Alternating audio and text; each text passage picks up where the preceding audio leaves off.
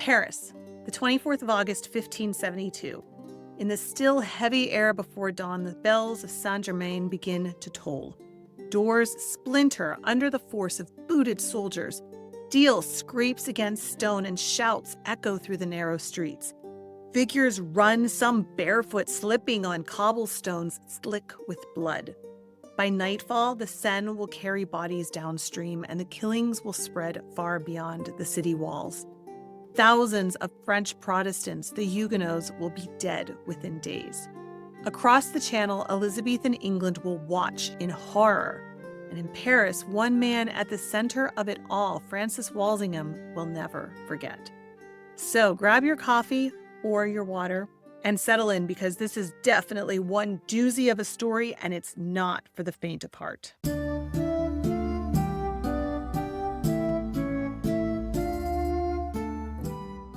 Hey friend, welcome back to the YouTube channel for the Renaissance English History Podcast. I am your host, Heather, the original Tudor history podcaster. I've been podcasting on Tudor England since 2009. As always, I am delighted that you are here with me talking about Tudor history. Today we are going over to France, talking about the St. Bartholomew's Day Massacre. Let's dig in. For a decade, France had been torn apart by three brutal wars of religion, pitting the Catholic majority against a determined Huguenot minority. These conflicts left the kingdom bloodied, its politics unstable, its cities garrisoned against neighbors. In this volatile landscape, Admiral Gaspard de Coligny emerged as the Huguenots' most respected leader, admired even by his enemies for his discipline and his loyalty. His influence over the young King Charles IX alarmed many at court, particularly Charles's formidable mother, Catherine de' Medici, who played a delicate game balancing Protestant allies against the powerful Catholic Guise family. The 1570 Peace of Saint-Germain promised a fragile reconciliation. As a symbol of unity, a grand wedding was arranged. Henry of Navarre, a Protestant prince and future king, would marry Margaret of Valois, the Catholic king's sister. The ceremony, set for August 1572 in Paris, would bring the leading Huguenots into the heart of a city overwhelmingly loyal to Rome. The wedding on the 18th of August was meant to heal France. Instead, it concentrated the Huguenot leadership inside hostile territory. The Catholic crowds muttered, and the Guise retainers watched every move.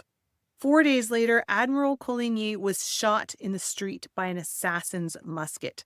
He survived, but the attempt inflamed his followers, who demanded justice. Catherine de' Medici saw danger on every side. Rumors swirled that the Huguenots were preparing to strike back, perhaps even seizing the king. A fourth civil war seemed imminent.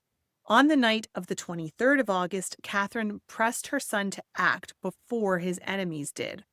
Charles IX, unnerved and indecisive, was persuaded that eliminating Coligny and his closest allies was the only way to prevent catastrophe.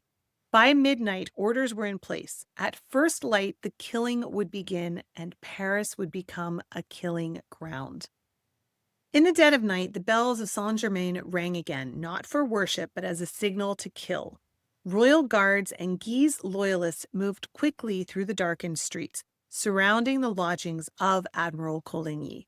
Bursting into his chamber, a soldier named Bartholomew asked if he was indeed the admiral.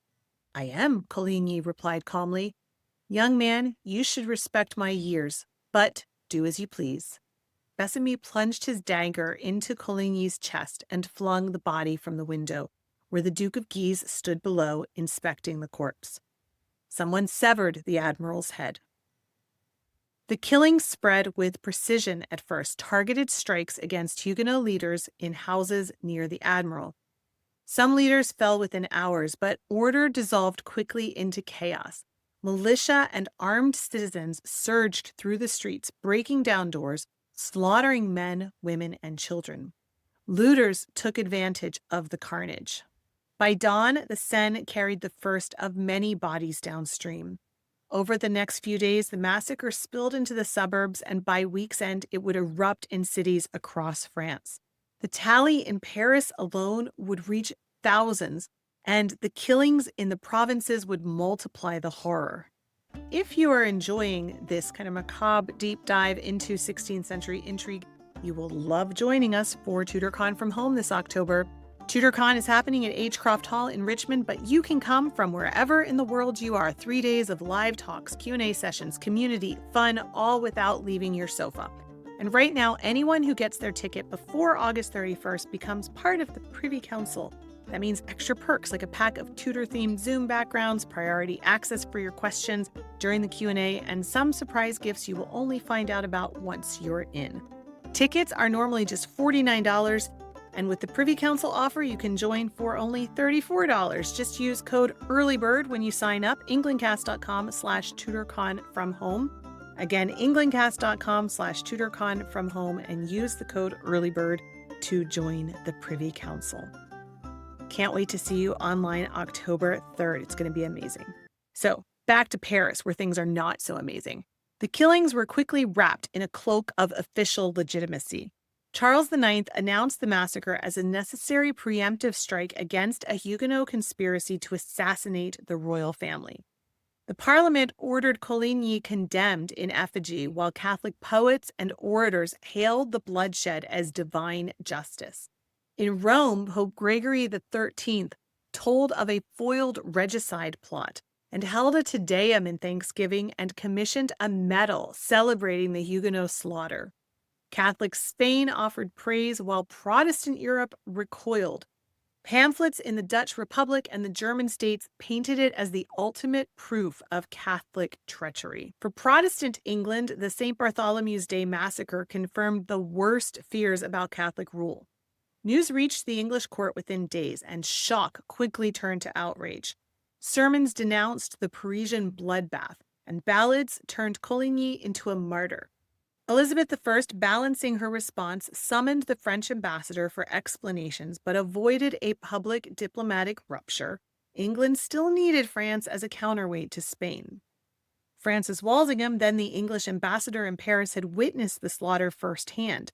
He sheltered Protestant refugees inside his residence, negotiating safe passage for some. The experience would shape him deeply, hardening his distrust of Catholic powers and sharpening his own belief in the need for an intelligence network to uncover plots before they could strike. For the English public, the massacre became a rallying cry for solidarity with continental Protestants and a warning of what they believed could happen in England if Catholicism regained power. The massacre echoed through Elizabethan England for decades. It emboldened hardline Protestants who saw compromise as folly and viewed Catholic neighbors with a deep suspicion. Politicians invoked the memory of Paris in Parliament in debates over domestic security, while playwrights and pamphleteers used it as shorthand for religious treachery. Walsingham's own intelligence apparatus, intercepting letters, cultivating agents in Catholic courts, and monitoring English recusants, bore the stamp of his Paris experience. In foreign policy, the crown tread cautiously with France, even under Protestant Henry of Navarre, wary that religious shifts could turn deadly overnight. The events of August 1572 became a permanent fixture in English anti-Catholic rhetoric, fueling fears that a Paris could happen in London. St. Bartholomew's Day massacre was a turning point not just for France, but for the Protestant world. In England, it hardened a generation's view of religious conflict, convincing many that faith and survival were inseparable. For Walsingham and those like him, it was not a distant tragedy, it was lived experience burned into memory. So there we go, my friend, a little bit about the St. Bartholomew's Day massacre. Such a tragedy, just one of many tragedies during this period of religious wars. But it certainly had a huge impact on Elizabeth and on England during this time. So we will leave it there.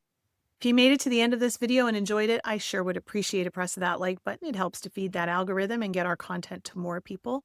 And I hope I earned your subscription to my channel where I put out videos like this on the regular.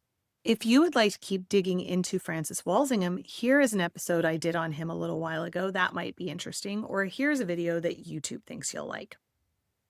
Remember, my friend, you are deeply loved. I'm so glad I share the planet with you. You make the planet a better place, and I'm glad we're here together talking about Tudor history. I will be back again very soon. In the meantime, don't forget to drink your water.